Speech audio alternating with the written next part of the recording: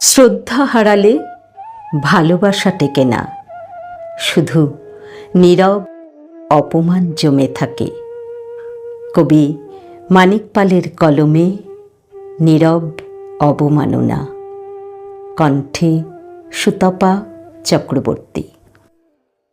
দুজনের প্রতি দুজনের একটা নীরব শ্রদ্ধা ছিল, শব্দের থেকেও গভীর, অহংকারের থেকেও উঁচু।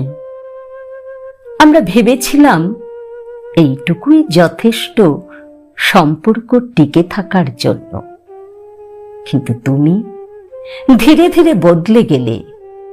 কথার ভেতরে ঢুকে পড়ল একতরফা এক জেদ, যেখানে আমার জায়গাটা ক্রমশ ছোট হতে লাগলো।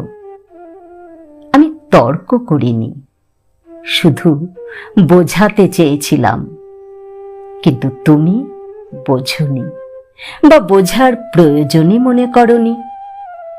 তখন প্রথমবার শ্রদ্ধাটা কেঁপে উঠেছিল, কারণ সম্পর্ক ভাঙার আগে শ্রদ্ধাই আগে ভাঙে।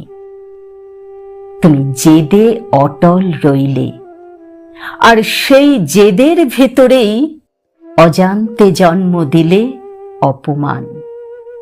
ছোট ছোট কথায়, অবহেলার ভঙ্গিতে, অস্বীকারের ঠান্ডা স্বরে।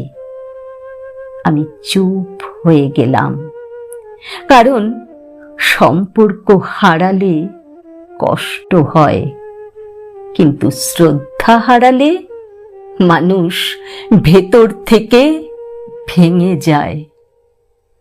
তোমার জেদ রয়ে গেল অটুট, অক্ষত, আর আমি শিখে গেলাম শ্রদ্ধাহীন কোনো সম্পর্ক আসলে বেঁচে থাকে না।